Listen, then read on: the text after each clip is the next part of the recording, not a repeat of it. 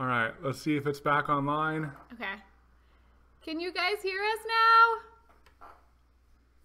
now? Okay. Let's see if it's back online. Yay! Yay, can you hear us?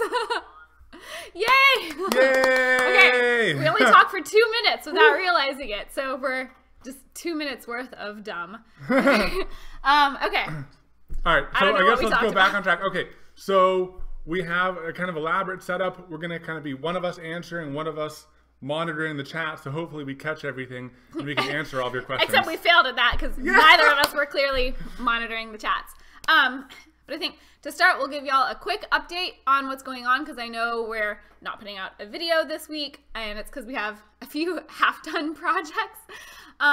So one of those is, you probably saw it on our Instagram stories. It's, I can't reach it. Okay, there you go. Yeah, we kind of held these up earlier, but it's the coaster molds that we're making on the X-Carve, and it's because we have a buttload of West Elm orders. We sell wholesale to them in Texas, and everybody wants coasters this year. So we have a lot to make, like, in a week.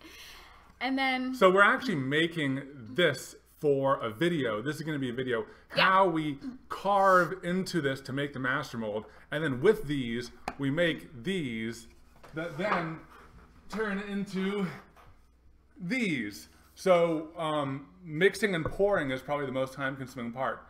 So we just want to pour as many as possible. So we actually probably want to make like 80 of these. So then we can, maybe 40, maybe 40, maybe 40 of these. Then we can make 40 coasters in one go. So that's one video we're halfway through. Another is, and hopefully our family members aren't in this chat right now because it's a present for them. Oh yeah.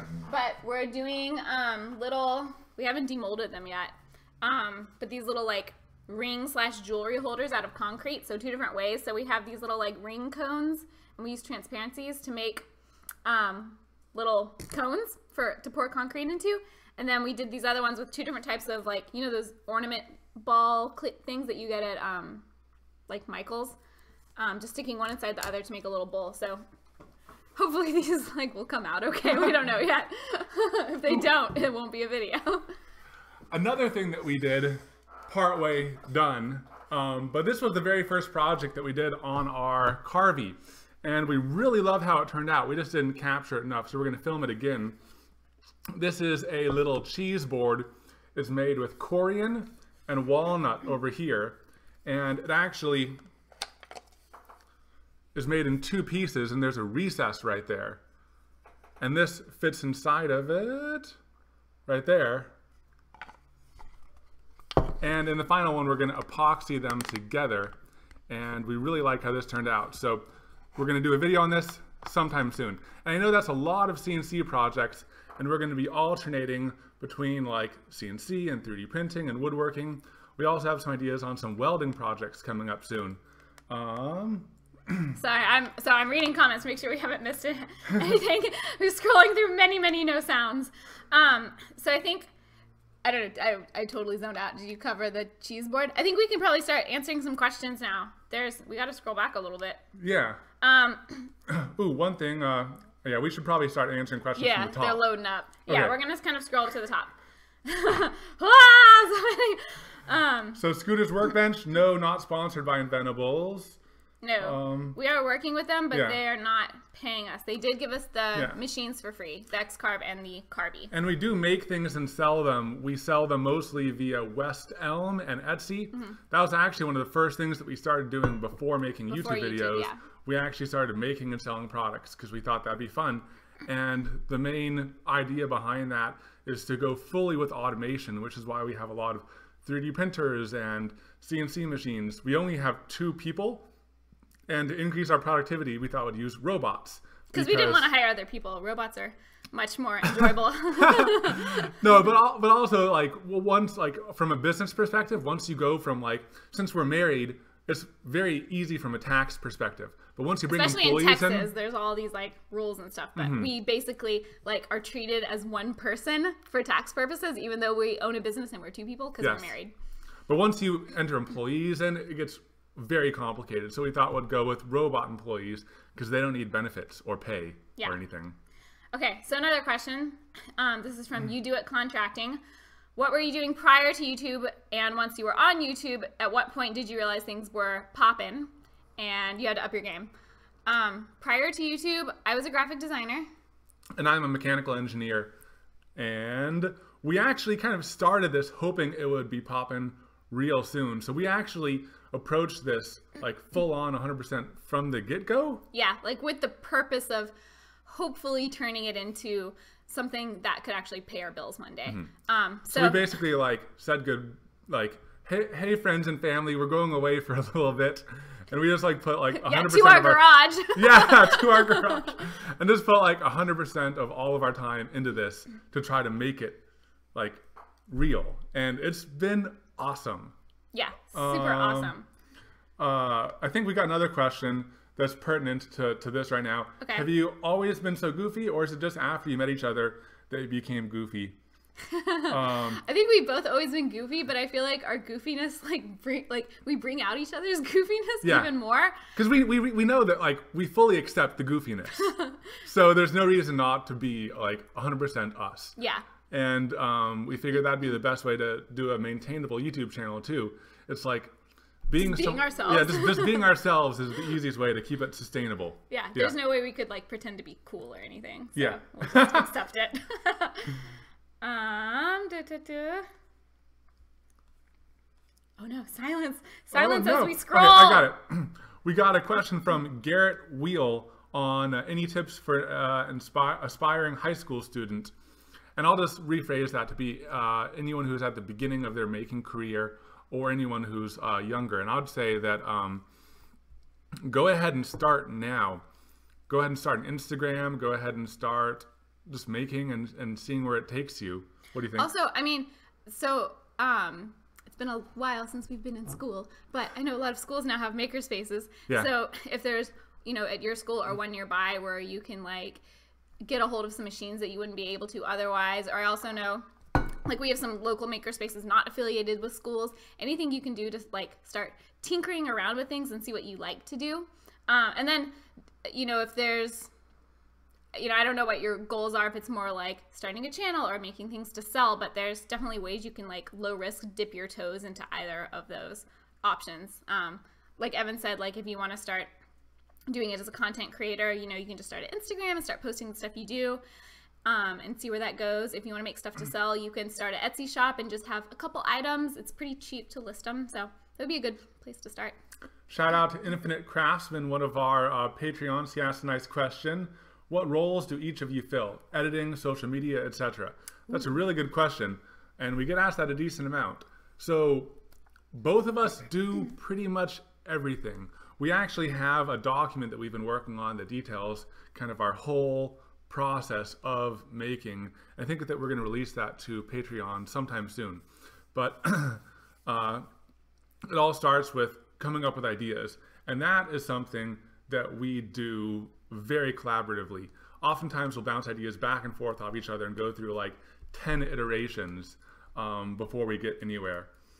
Then in terms of filming, we just take turns filming each other and then setting it up on tripods, a lot of manual back and forth.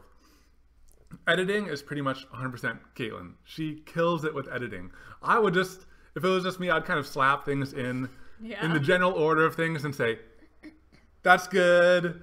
But Katelyn really likes... My like level of OCD is perfect for editing. Or not perfect. It takes me a really long time, so maybe it's bad.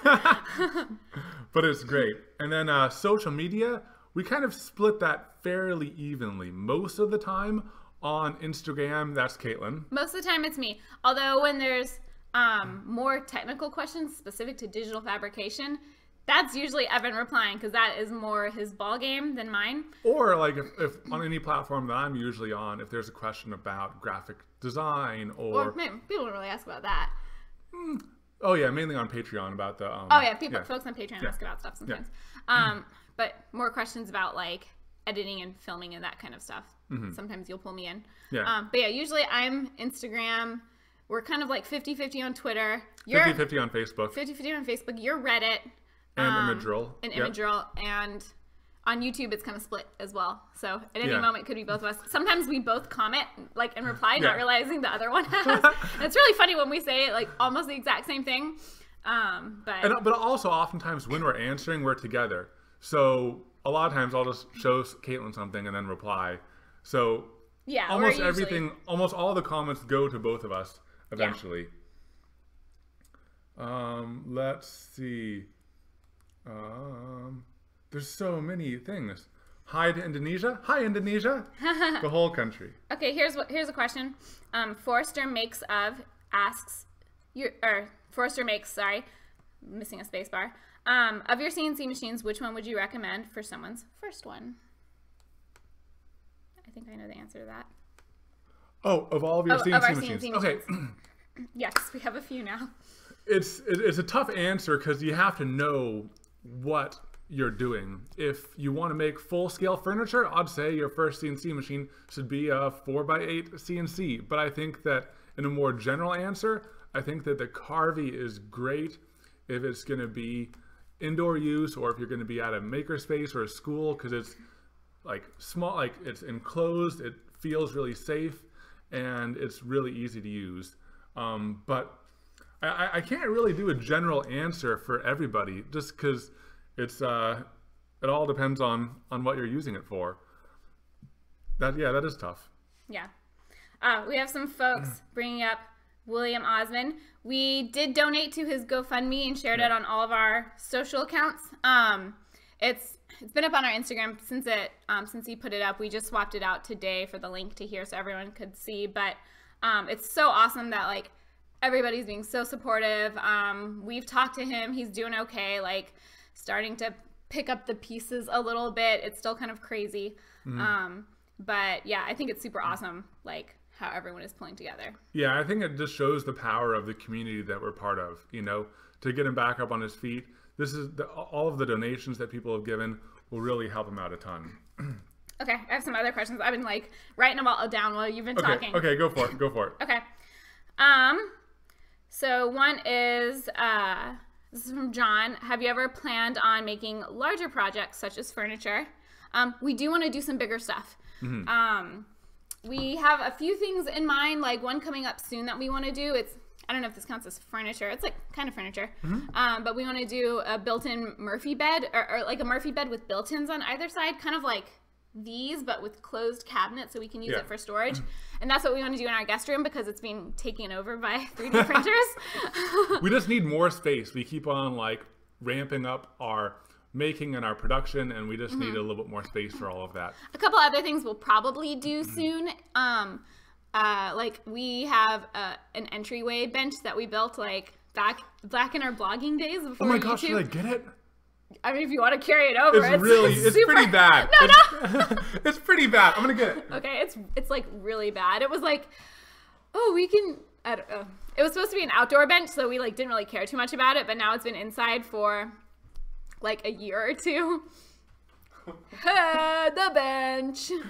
It's just like it's real basic 2x4s. Yeah, right that here. we didn't even plane. We didn't even plane. We didn't do anything. So we want to redo that as well. But it's kind of cool that it's all like aluminum. Well, it's all.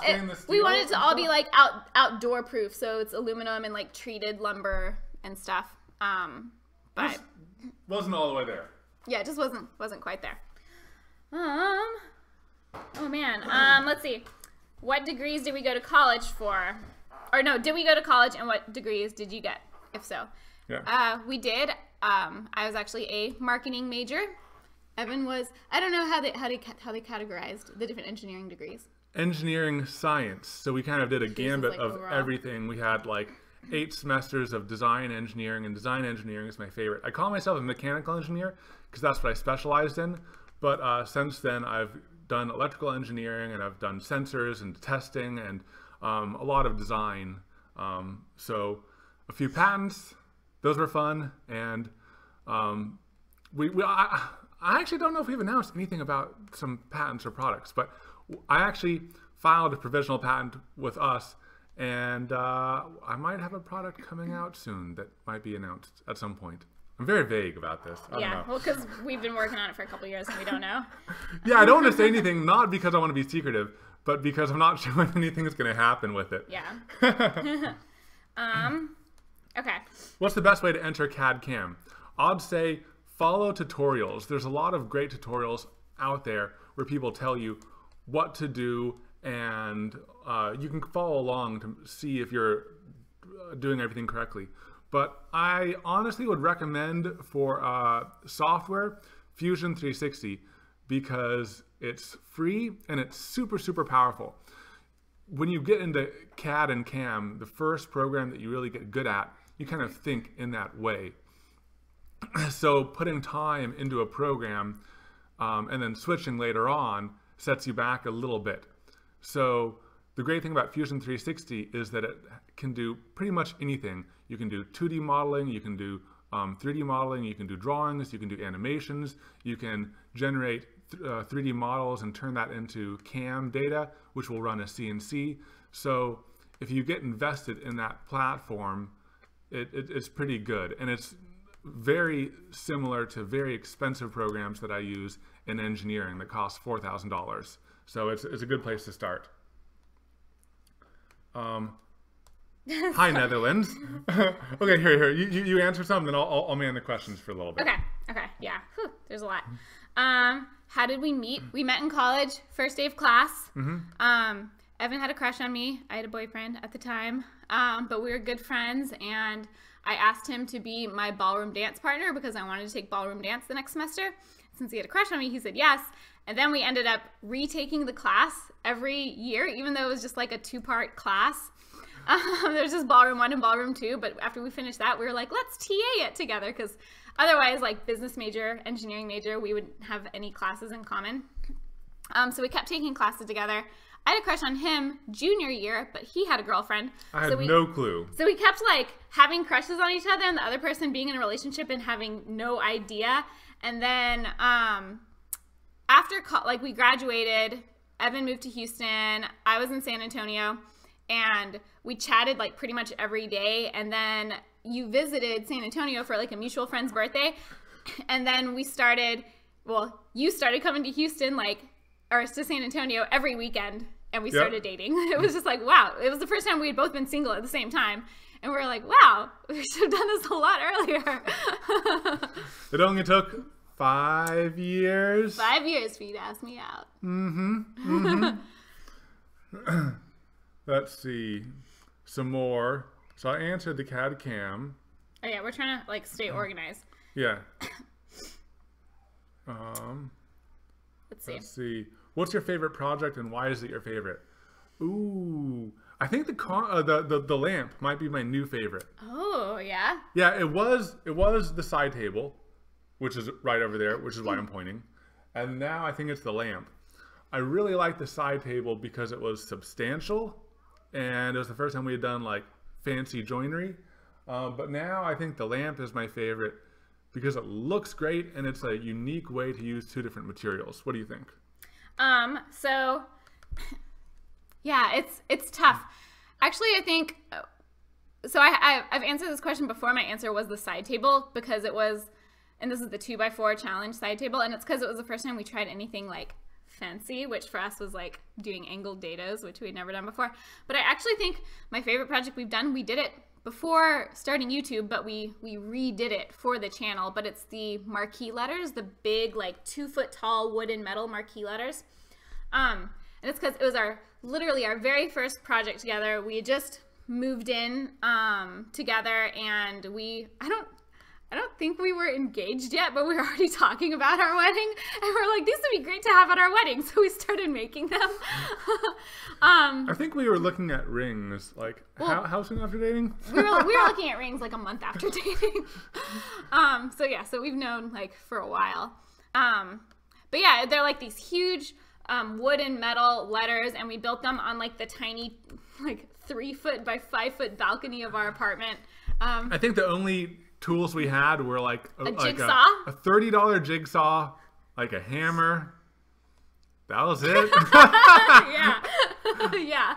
But like you can start pretty basic, and yeah, we were working on the balcony, and even if we were just in an apartment without a balcony, we probably would have just gone downstairs into the little courtyard and just figured it out, because I don't know. It seemed fun. So Figments Made, shout out to another one of our patrons. She asked, what skills do you want to learn? So welding for me.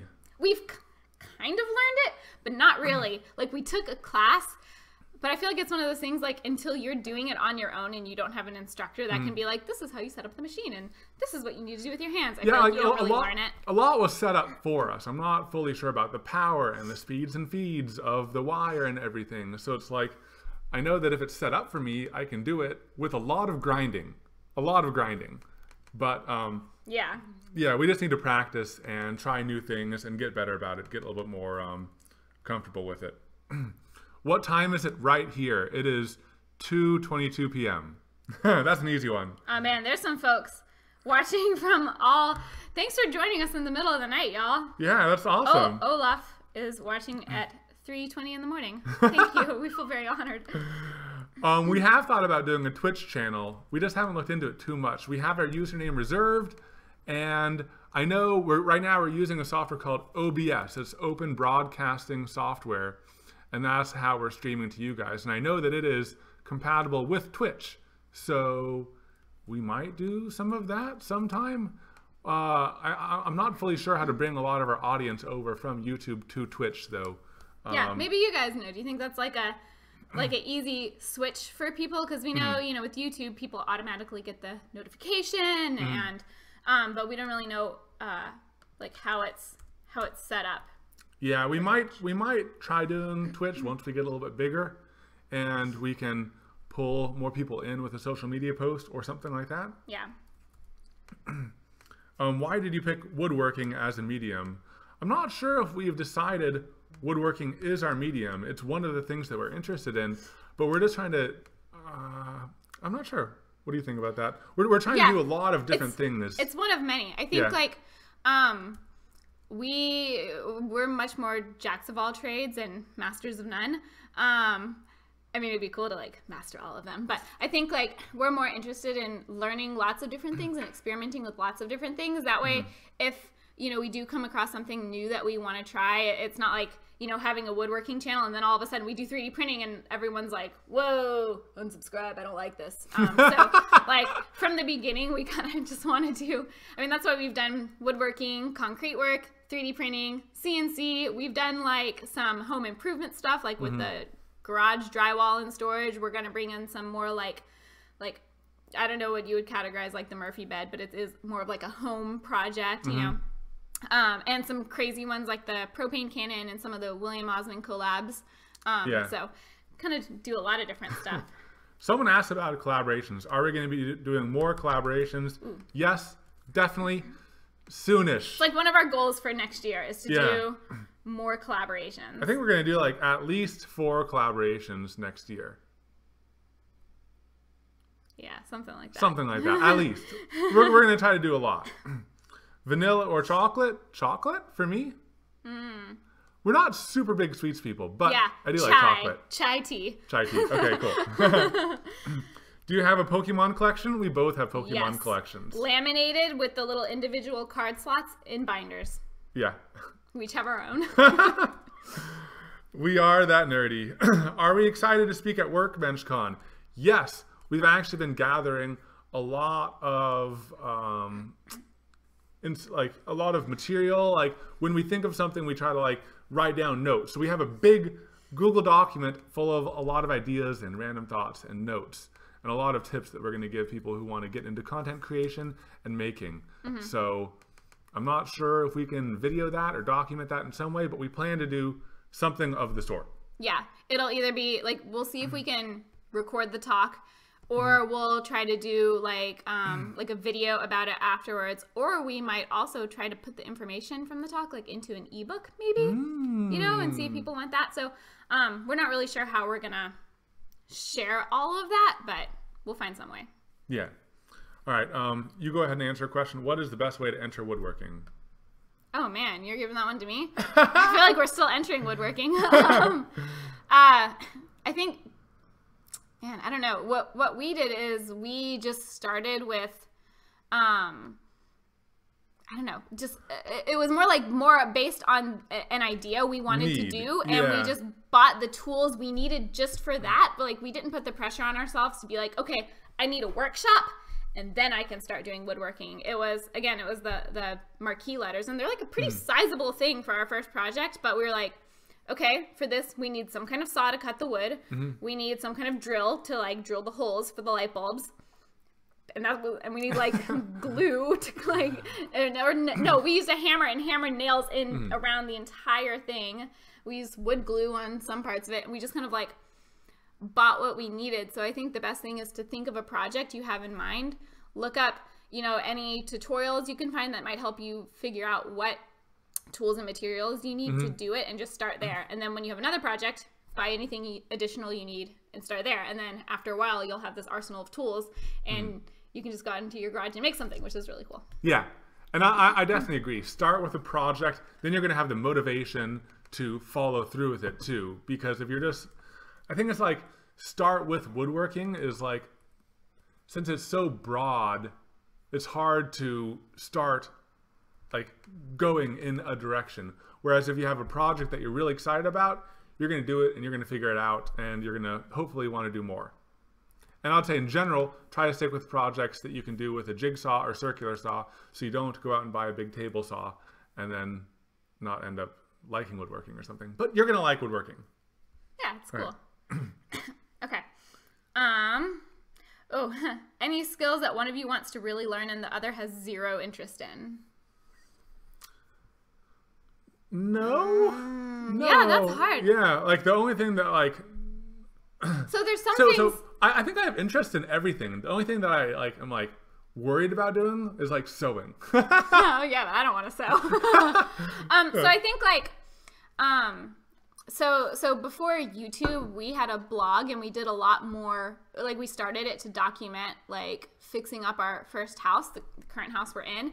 And we did a lot more stuff that was like, I don't know if you guys read like home DIY blogs, but it was more like, oh, swapping out flooring, like how to, and you know, like I'm not going to say room makeovers, but like stuff that was more for a specific space. Like we would like build a little table and like show it in the space, or show you how to like blow insulation in your attic. And it was more like focused on our home. I'm not necessarily saying that I want to do more of that, but I think like incorporating a little bit, like we're kind of doing it with the Murphy bed, where it's not just like, here's a project we're building in isolation. It's more like, here's a specific need that we have in our house, and here's this thing we're gonna do to the house. So that might be like tiling a backsplash, or like redoing our laundry room, or, you know, in the like next case, doing our guest room. I feel like that maybe doesn't excite you as much. I don't know. Am I wrong? I was doing questions. No, I think like renovating houses and stuff, I think that will be exciting. We just have to figure out the format and how to frame it. And I think, yeah, I'm totally down for that. Not be like too HGTV about it, because we don't want to be like. Well, I think another thing is right now, what's unfortunate is we've done a ton to this house, but we didn't document it in video form. Yeah. Almost all of it was done which makes in us our kind of blog. want to get like an investment property and fix it up and incorporate that stuff. But I mean, we need like, more time and money to do that. So, yeah. Yeah, because right now, like we're at not the max for our neighborhood, but like our house, we've put in about as much as we can without having diminishing returns. Not that that's the main point of renovating and redoing your house. It's just that if we do too much more, we're not going to get too much out of it. But yeah, buying a new house one day, we're going to document that, and we're going to do some awesome stuff for it. Someone asked if we like to play video games. And if what video games? And if we do like video games, what do we like playing? We love video games. We wish we had more time for it. Yeah. So like my most words, my biggest obsession lately, and I'm not gonna say late to the game. I wasn't late to starting it. I'm just late to finishing it. Is Breath of the Wild. So like, if we do have any time for games, that's like the one that I'm called to. But we also play a lot of Steam games just for like quick like pick up and play. Like so many Steam games. Yeah, the sales are crazy. It's all my fault.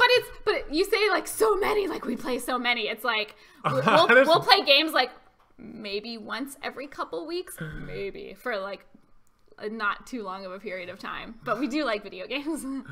Yeah, I especially like the Super Smash Brothers type brawl games, like 4-player local player video games like Smash.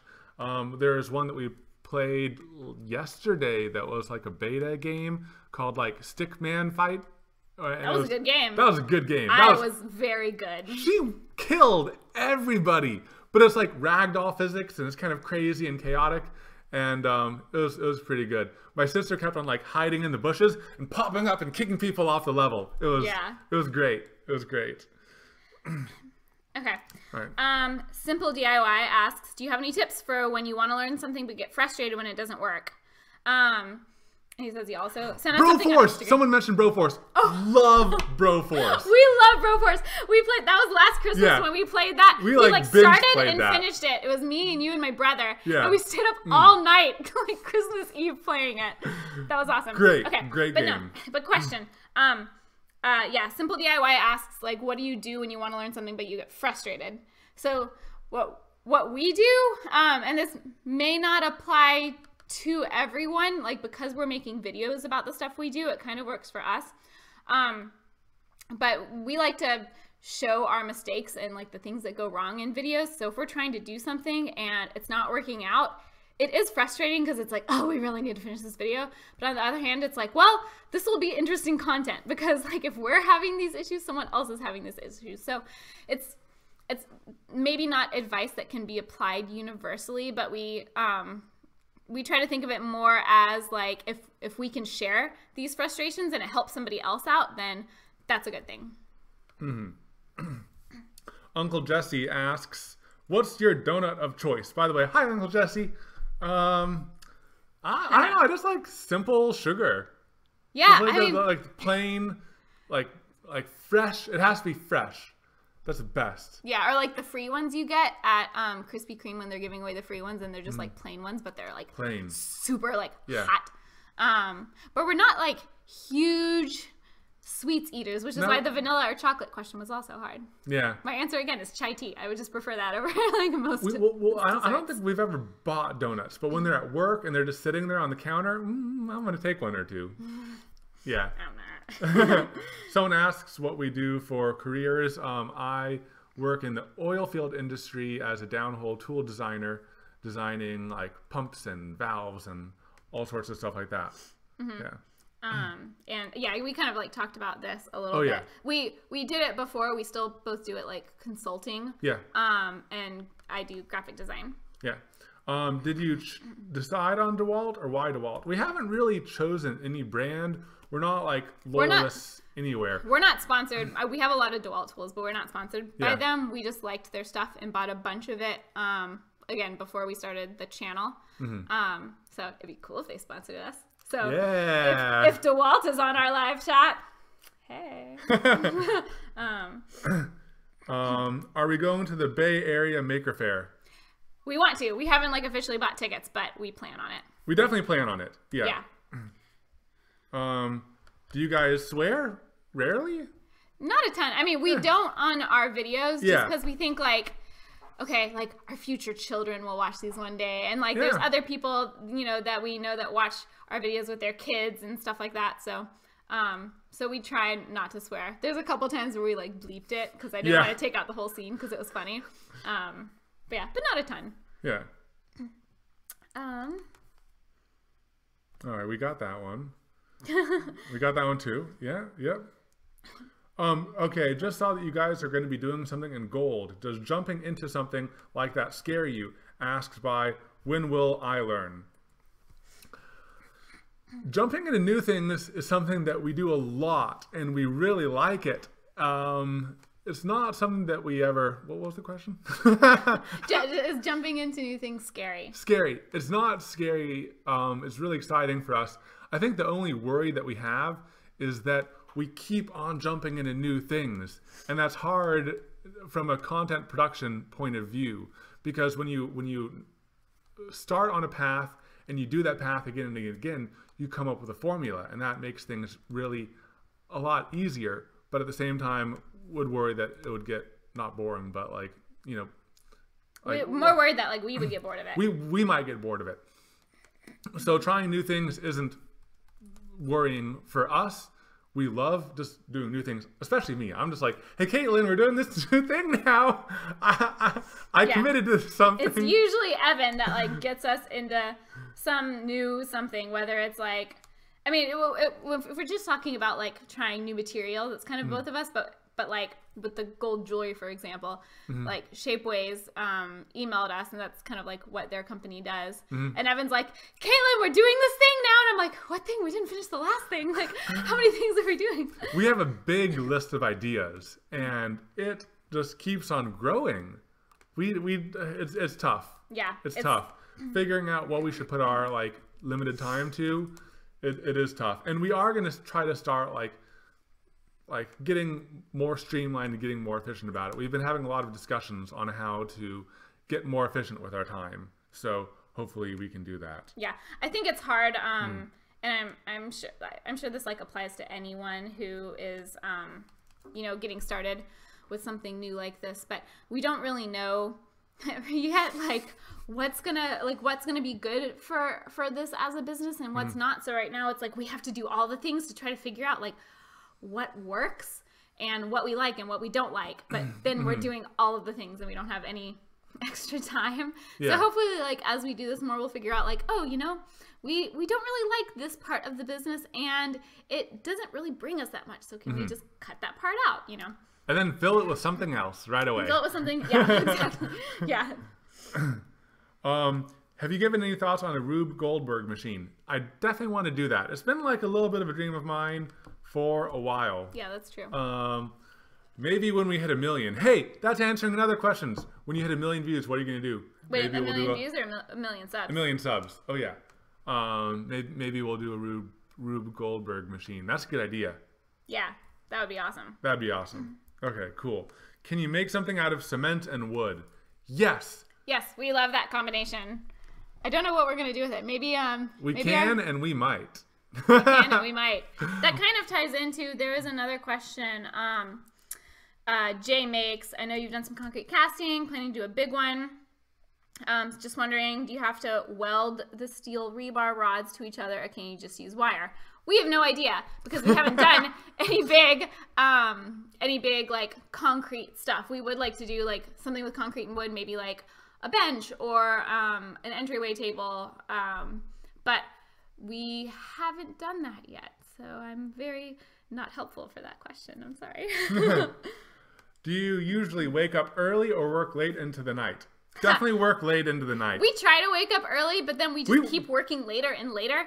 We would like to wake up early and start the day fresh and enjoy more light and natural light and everything, but we don't. Yeah. It's tough. We just want to like finish everything and nothing. There's no way that we can finish everything. Yeah. There's obviously, as you can see by a lot of the half-finished projects behind us, we have a lot to do. Yeah.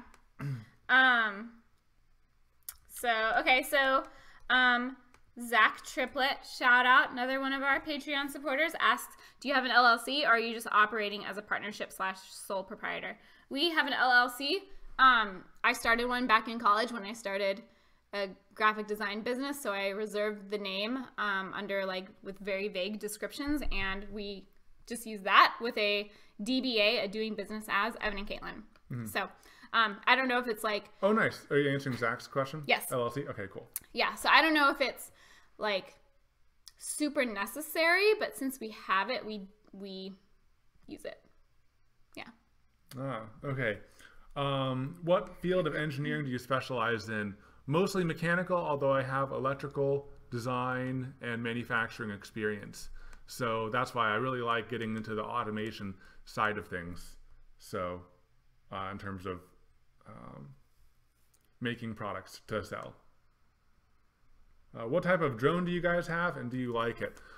We have a Spark, DJI Spark, and we really like it and we wish we could use it more. Yeah. And we plan to use it more. Yeah, we just need more excuses to like, because it's kind of hard to use a drone in your garage. I mean, we could do it, but it's not quite as impressive. So we just need more excuses to like go out into the field, kind of like we did with the Canon, where like we are testing something outside of our home. But we hope to do more videos like that. That video was so fun to make. The fun. cannon.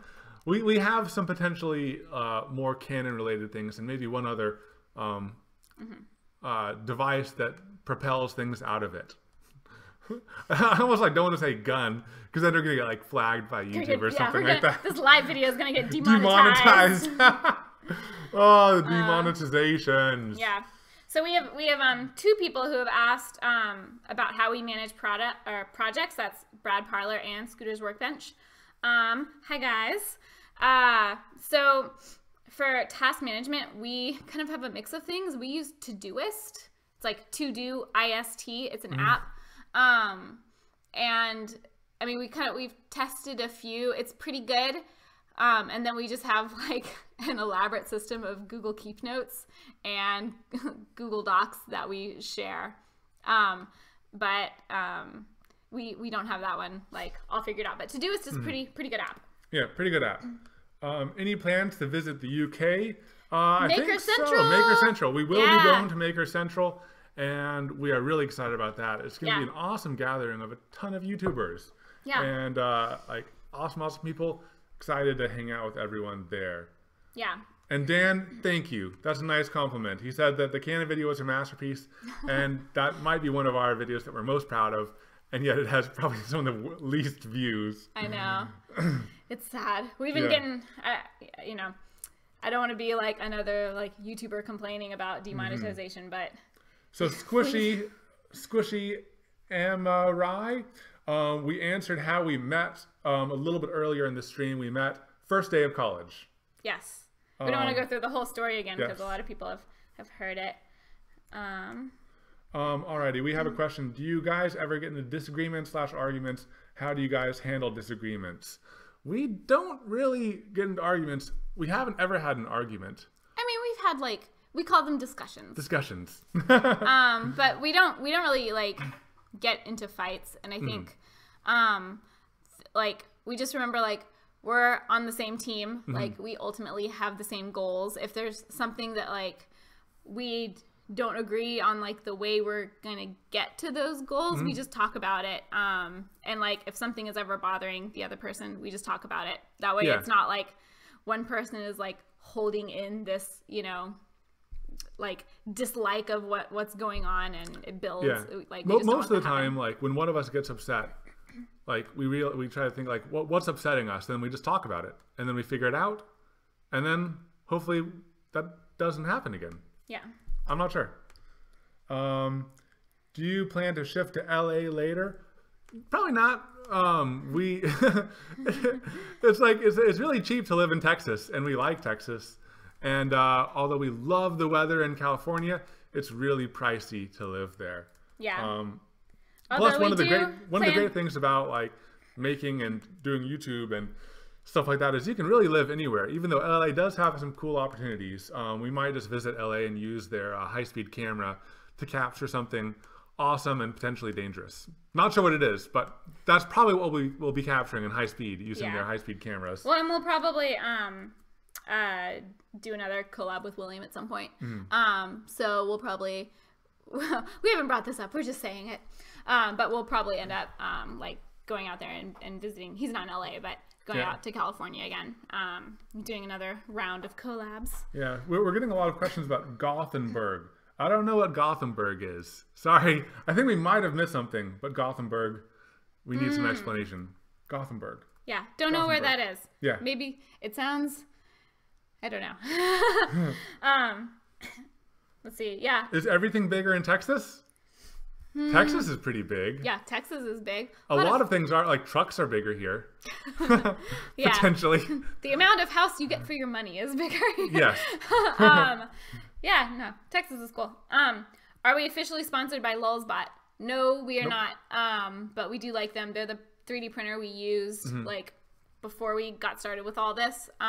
Yeah, I think we bought the 3D printer before we started doing any of this. We bought one 3D printer before we started like selling products or doing anything even one. I convinced Katelyn, I'm like, we're gonna figure out something to do with it. That's gonna be awesome. So and we I think bought like one. For me, it's like I know I can do something with it, but I don't know what it's gonna be until I have it and I can use it. And then the second Lulzbot we bought because we were getting so many West Elm orders, we did the math and we were like, we cannot keep up with these if we don't have another printer, and the amount of orders we have will pay for that printer, so we just got it. And then the Lulzbot Mini, they gave that to us, and that was after we started our channel, because they had seen that we were using their printers and they thought we were cool. Yeah. What was your first 3D printer? My first 3D printer was one I convinced my work to get for us, and it was the MakerBot. I think 2. Rev 2? MakerBot 2 or something like that. And then we kept on getting more and more advanced printers at work as we used them more and more. We like use them to prototype all sorts of real world equipment, and that's where I kind of got like my passion for using 3D printing for like real stuff. We actually spun some 3D printed parts up to 10,000 RPM for one test that I can't talk about.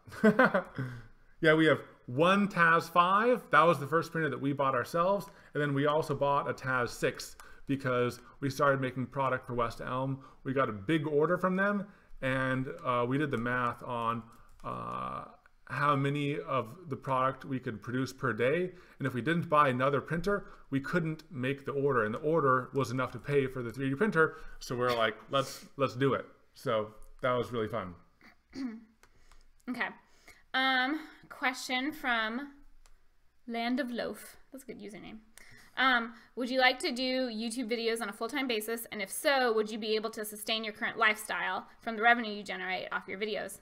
We would like to. That would be super awesome. I think at some point we would be able to like have a normal income.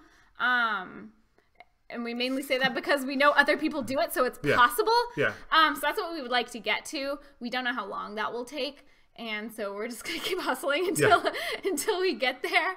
It all really depends on how lucky we are. Not lucky. I mean, it just depends on how many of our videos go viral or go big in some way, which we hope is a lot of them. But like from what I can tell, you need about between 100 to 300,000 subscribers to start really making a go at things on YouTube. And it really depends on how many sponsors you work with and how much you monetize the content you make. It's not really about the subscribers. It's about how much content you put out, how much you monetize it, and what other side revenue streams you have set up. Yeah, that kind of is an answer to Luke asked us the question, what's your dream job? And this kind of is our dream job if we could make it happen. So. The great thing about this is we can kind of keep on doing what we're doing, but as our audience grows, our salary grows. And that's also one of the reasons why we came into here. As an engineer, I wanted to keep on making things. And as you advance in your career as an engineer, most of the time you go up into management. Or you could just keep on going as an engineer for a long time, and that's okay. Or you could become an engineer project lead. But to really grow in terms of salary, usually you have to go up in management. And that means for me, that means like a stop to my engineering and tinkering and getting hands-on, being out in the shop and like making stuff. So this is kind of a way for both of us to work together, have some flexibility in our life, and still advance our career in a different way. Oh, we got some clarification about Gothenburg. There's an event there. I don't know what the event is. Well, we'll look into it. We like events. It's just a matter of if we can swing it. Yeah, we're already doing. We've 3 lined up for like the first half of next year, and then we would like to go hopefully to Bay some collaborations. Yeah. Too. So a lot of traveling. So we're just funding all of this with our main jobs and keeping it going. Okay. There's so many sad cat faces on the chat. Simple DIY. We might be able to go. That's Gothenburg. A Gothenburg person. Oh man. Lots of questions. I know. Okay. I'm gonna. Oh gosh. Okay. Okay. What's your favorite TV show? Right now, we're just watching Rick and Morty. That's not our favorite TV show, but we love Rick and Morty. Yeah, we do love Rick and Morty. What other TV shows? Oh, we like Stranger Things. Oh, someone was asking who our favorite character was in Stranger Things earlier. I'm sorry, I don't remember who's asking that, but we did write it down. Wait, oh, so I have the person. I don't know who my favorite character is. In the last season, I just like really liked the relationship between I'm bad, I don't know the names. Dustin, the guy, the kid with no teeth, and then like the ex-boyfriend. I thought like their relationship was like awesome, like their buddyship. Their buddyship, yeah. Awesome. But we don't watch too much TV shows. We just spend all that time making content, which is good. But not too much TV shows. Yeah. Will you guys make something for Casey again? Maybe. Especially as we get bigger, and maybe we could get his attention more. That might be fun. Yeah, that could be cool. Yeah. Could you do a tour of all of the machines you're using? We actually did a little shop tour on our Patreon. So that's up. Is that up? It's up, but it doesn't have all the machines. No. We at some point, maybe in the next live chat, like it's kind of messy right now. Yeah. It's a little crazy because but also right now we have a computer and our two laptops that we're typing on. It's a lot to carry. And this is our microphone so that you can get better sound quality from us. We have a decent setup, so moving this around would be really hard. But maybe we'll do some sort of a stream from our phones one day and show you guys more. Yeah. Favorite video you've ever done? That one was the Canon. It was just, everything was so much fun. Like the slow motion. The slow motion was so good, and just like being able to shoot watermelons was amazing. And even like, though we were scared when the cop pulled in, it was like part of the experience. Yeah. So yeah, that was our favorite. In terms of like making the video itself. What's your favorite color? I don't know. I don't know. It's a hard one. That's why we have the color wall that we keep switching up. Yeah, I mean, we like a mix of colors. Like so we do a lot of art. So I did this one, and we have a lot of art everywhere that both of us have done. Yeah. But favorite color, that's hard to choose. How will having kids impact your channel? That's our biggest question as well. Yeah, and that's also one of the many reasons why we started this channel. We want to share the balance of working and raising a kid and taking care of the house, as you know, a little bit more evenly. So hopefully having this channel will allow us to do that, but we'll see. And you guys might see a little bit too. I'm just gonna figure it out. Just gonna figure it out. But again, like other people have successful channels and have kids, so like it can be done. We're just hoping that we can get the channel a little bit more established before we get there. That way. Right now there's a lot of hustle involved above and beyond actually making and publishing the content creation. We do a lot of social, we do a lot of things besides just making the content, and that takes up a lot of time. So hopefully as we keep on growing, we won't need to do as many of the auxiliary tasks and or things like we spend a lot of time like trying to get sponsors and stuff like that. Like, you know, and a lot of bigger people just have sponsors reach out to them and they get to pick and choose what they want to do. Whereas we are like actively reaching out to people to try to make stuff happen. So I think I don't know. Yeah. Like, I don't want to say I think that it'll get easier, but I think like we'll have a more known like workload or tasks or schedule. I have no idea. I don't know. We'll figure it out. We're gonna figure it out. Brad asks, can you talk about the hustle needed? It's tough. I mean, we love it and it's great for us, but I definitely wouldn't say it's for everybody. It's a lot of late nights. It's a lot of working. You have to know why you're doing it. And for us, we have a pretty clear goal in mind, which we've talked about a little bit. But it's a lot. It's working all the time, no time off, and it's. I'm not sure. Do you want to add some? I think I missed out on the first half of your answer because I was reading. Can you talk about the hustle needed? I said it's like you have to know why you're doing it. You have to like have a strong motivation. Now, not to say that like, and that's just for us because we want to build this up as fast as possible, and we're putting all of our time into it. Now, if you just want to start a YouTube channel just because you want to have fun, go for it, and that's great too. And if it turns into something big, then you can roll with it. But for us, we kind of really wanted to go at this as a business and like enjoy making and share that enjoyment with everybody else and encourage other people to get into making and hopefully have it be a win-win all the way around for everybody. But when you're trying to do it with that level of dedication, you go to work, you come home, you work, weekends you work, and you just have to hope your friends and family can be patient with you while you launch this. Yeah. Okay, so here's a good question. So from Zach, our Patreon. Yep. So he says, I'm an engineer too. I can't imagine leaving my safe salary job to pursue a job like YouTube, although this is something my wife and I are talking about doing. How would you justify the transition? I was reading about the person asking about the soot sprite. Right. Oh yeah, our soot sprite. Yeah. my mom made it. Spirited Away. It is. Yeah, my mom made it for me. Which is awesome. We love Miyazaki and all of his stuff. Yes. But yeah, so to answer, it was a very substantial question. Okay. Zach says, I'm an engineer too. Can't imagine leaving my safe salary job to pursue a job like YouTube, although it's something him and his wife have talked about. How did you justify making the transition? And so for us, that's a really good question. That's really good. But I have a really good answer because we thought about it a lot. So for us, it came down to yes, it's risky, but quote unquote normal salary jobs will always be there as an option. And what was scarier? What was a scarier outcome?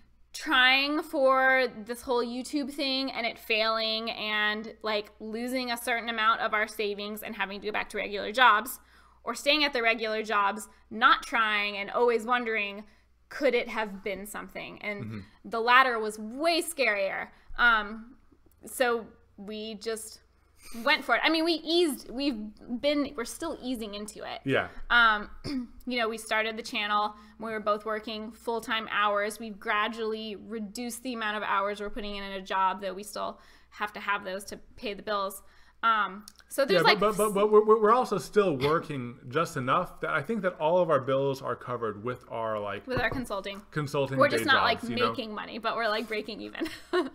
Yeah. So and that may not be something that's available to everybody, but that's something that we kind of made happen for us so that we could not worry about money as much, but also still pursue this. So right now it's just that balance, but we always wish that we could just do this full time, 100%. But at the same time, one interesting thing that we've noticed is that a lot of people who are doing a YouTube channel by themselves, they're supported in a huge level by their significant other or someone else in their life. And since it's just the two of us, we still have to do everything that a house needs. We still have to have the normal life responsibilities of oh, we gotta run errands. Oh, the house is a mess. Oh, we have to pay bills and taxes and this and that. So we definitely don't have double the productivity on YouTube just because we're two people, because we also have to do normal responsibilities too. Yeah. But I guess I guess it is double if you're comparing if you're just one person that lived by yourself and took care of all that stuff anyways, and then started a YouTube channel. It is double that. Double that, yeah. Which one of you was better in school? She was good. She was really good. By good, you mean super nerdy. And we were both pretty nerdy. Okay, you were pretty nerdy too. You just procrastinated. I procrastinated. And I would finish a paper a month before it was due. Oh yeah. So I would say it was better.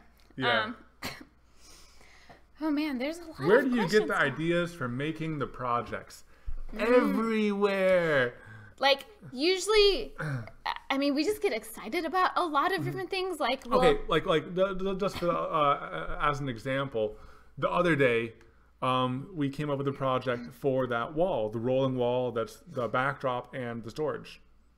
Yeah, you can tell the story about how that came about. Okay, sure. Yeah, you want to go for it while I check these questions? I forgot. Can you tell the story? I thought it was a good story, but I just forgot what it was. We were out to dinner or something. No, was that before? No. So we have the color wall, but it we lean it against these cabinets that we have in our garage, so we can never get to anything in the cabinets because the boards are super heavy to pull backwards. And so we were saying how we either need to ditch the color wall or move the cabinets or something, and then we came up with this idea we're calling it the color cart temporarily, but to basically build a giant cart that's just as tall as the color wall and has the color panels on either side, and it's on casters. So it's like storage behind the color walls, and we can also move it around and swap out the color boards. So like so sometimes like it's based on need. Yeah, are based on need. Sometimes it's just like, I want to make something that combines 3D printing and woodworking. What can we do? Or sometimes it's based on technique or material, or like with this. Oh, I can't reach him. With this guy, it was based on like, okay, we just got the Carvey and we want to try something, and we have corian and walnut. So like, what can we do with corian and walnut? I'll make a cheese board. But like with our own twist on it. Like, you know, I think that there's a lot of multi-material cheese boards, maybe, I don't know. But like this little dovetail pocket right there where they interlock. Oh, I'm not doing that. You're right. Okay, there. Like that was our unique take to it. And we kind of came up with that just because we've I'm not sure how we came up with this, but I think that I've done something like this in a previous project in metalworking, and that's how I said, okay, well that works for metal, let's do it for wood and corian. So yeah. So question from Make with Miles, who's also a patron. Hi. So he asked what our dream project is. Dream project. Oh, we talked about that on one of the podcasts. And I think but our answer like changes a lot. It changes a lot. So one thing you were mentioning a little bit early in the chat was the Rube Goldberg machine thing was like one thing you had mentioned. I don't know if that's like your ultimate dream. No, that would be just something really cool. But at the same time, I also worry that it'd be tedious and horrible. Yeah, that's true. Like the actual process. Yeah, like the setting it up would be and cool. stuff like that. Yeah, like at the same time, like, I've seen so many cool things and that inspires me. But thinking about the practical, like doing it, I think it'll take a lot longer than we thought. Yeah. I think this also kind of goes back to some stuff we were talking about earlier. But I think, sorry, my grandma's calling. I'll call her back later. I think like one thing that would be really cool would be to buy a fixer-upper house and do as much as we could for it. So that would include things like furniture, because like one thing that holds us back is like we have a huge dining table. We don't really want to build another dining table. No one we know needs one. Like we could figure out some way to give it away, but that adds like extra complications. You know, there's a lot of stuff we don't need here. And then things like fixing up the house, we've done a lot to this house already. And so having like a fresh house that we could move into and we needed all new furniture for, that we could make and like fix up the house itself, I think that would kind of be one big, it's not really a single dream project, it's like a dream situation where we could like make a lot of stuff. Yeah, it would be fun. Someone asks or someone mentioned that they like that we support a lot of podcasts on Patreon, and what is our favorite podcast besides Making It? So Making It is obviously great. We also like the Modern Maker podcast. I also like, I don't know if you guys know this one.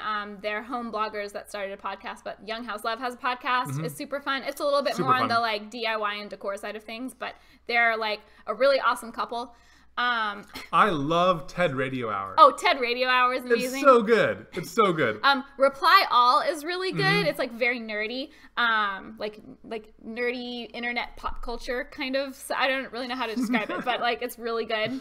Hidden Brain is good. Hidden Brain is good. We're looking at our list. Yeah. How I Built This is really interesting for people who want to like get into making a business. It tells the story of how big brands and big companies started. It tells the struggle. And like hearing about the struggles that they went through was, I'm not sure if it was inspiring or consoling, but it was really nice hearing all of that while we were starting this. Note to Self. Note to Self is a good one. Yeah. That's a pretty good list. Yeah, that's a good list. Like, don't want to dilute it. Don't want to dilute it. We a list of like because you guys know all the maker ones, and they're all super awesome, but like maybe some ones that aren't already on your radar. One thing that we haven't told too many people about, just another of the many things that we've like thought about but haven't actually Here's Evan started. getting us into something because now we're proclaiming it live. We want to start a podcast at some point in the future, sometime, maybe, possibly. Lots of disclaimers. Okay, it's a lot of disclaimers. Okay, sorry that like camera's shaking. It's because we got really excited and like elbowed the table. Yeah, we would like to start a podcast one day. We're not quite sure. This kind of goes to one of the questions earlier about like James Cameron Clark asked about, like, he was worried about not being original enough for YouTube, and like one thing we kind of worry about is like not being original enough for a podcast. Like it's hard because there's several maker podcasts, and how do we differentiate ours?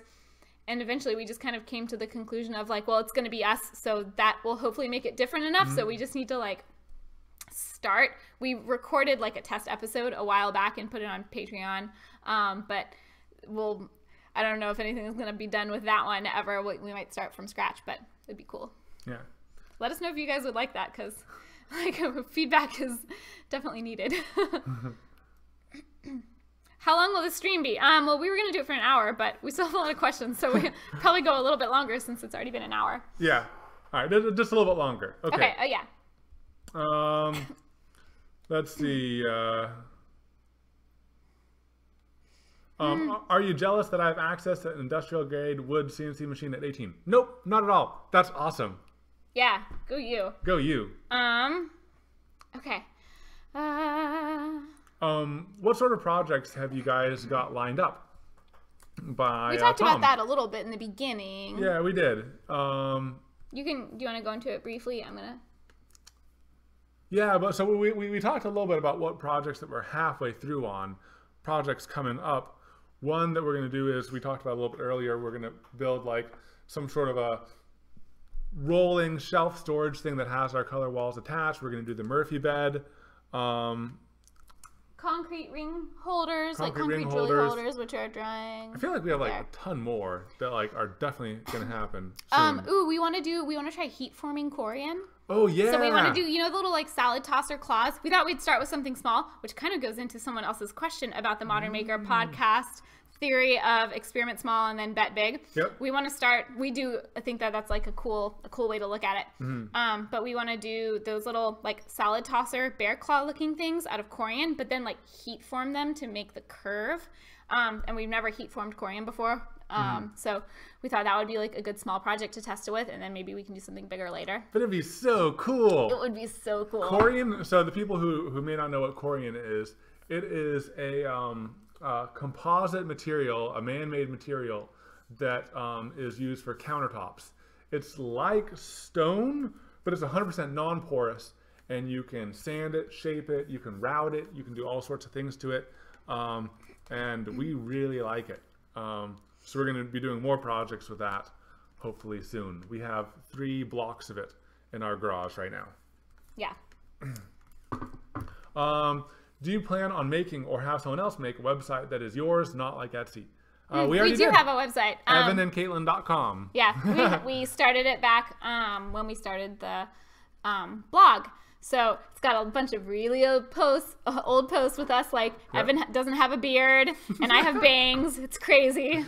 And we do plan on adding more items to it. I think that there is a store, and I think it's active.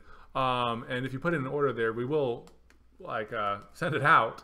But we just need to optimize it, just spend more time on it. But we just are having trouble with putting time into it.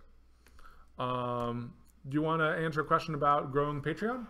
Oh yeah. So we really like Patreon. I think after talking with other makers, I think like it may not totally be for everybody. And people take different approaches. So some people take the approach of like, I'm just going to put out some different tier options, or I'll just put out like the lowest tier option, and if people want to support me, that's great. But it's kind of on them. It's not really anything that I'm going to maintain. It's just like, if people want to show support, awesome. And if not, that's okay. Then there's the way of going about it where, the reward type is more like free stuff, which, in some ways that can like make it easier on you or harder on you as a creator. 'Cause like it's a one-time thing per patron. But then it is something where you have to like deal with like logistics of like mailing something out and gathering addresses and that kind of thing. And then there's the route we kind of went, which is just like heavier engagement and more content. So it's not like sending out a specific thing per patron or doing any one thing per patron. It's more like we put more time and effort into making more content, and it goes out to everybody. And it is probably more time than like sending out stickers or something, or t-shirts or stuff like that. But for us, we really like doing that. Like every video we do an after show now, and we do mini vlogs, and we post like behind the scenes stuff, and we just really like it. So that's kind of the route we've gone. It's also kind of fun, like in a format like this. This is us in a like slightly less edited, less polished form, and we like doing this. Some people don't like doing that, and it seems like that's what Patreon likes in terms of our patrons. So it's also fun for us to just record something, barely edit it, and post it and share it in that format where you guys really get to see us and who we are. And it also lets us put out more content, because editing and polishing things up and reducing the amount of downtime takes a lot of time. Yeah. Yeah. Let's see. Brad asks, where else can we come and hear you speak? Hashtag hint hint. I think he's giving us an opportunity to like plug some things. I don't know. But we're speaking at WorkbenchCon, which I think you can still use our code to I think prices are higher now, but I think you can still use our code. You can still use our code. It'll reserve you a spot at our talk that we're giving. Yeah. So that's in Atlanta, late February. Our code's Evan and Katelyn. And then at Maker Central, we're doing like a Q&A. So none of you guys will be interested because you've heard everything now. This is all we got. No, we have a lot of good stuff. I'm just kidding. Those are the two that we're speaking at. Yeah. Okay, so John Made It asks a question. Hi, John. Hi, John. Another patron? Yep. Will you do more Evan versus Katelyn videos? Yes. And then right after it, William Burke says, have you come up with an idea for the next E versus K video? And I believe it'll probably be something cat related. Something cat related. Maybe building like cardboard forts. Probably after like Christmas. We'll just save all the boxes. Yeah. And just like with all the boxes. Oh, and we'll do it next to the tree. She loves the tree. Oh, she does. Except she would like the tree way more than our forts. The thing with the E versus K videos is like it kind of has to be like simpler stuff where it doesn't. There's not like a lot of high pressure on it, like looking a certain way or functioning super well. Just because like it takes us long enough to get one like build done together. So doing two builds, they would just take forever. So we kind of want to do more fun, lighthearted stuff for Evan versus Katelyn things. Oh, that's awesome.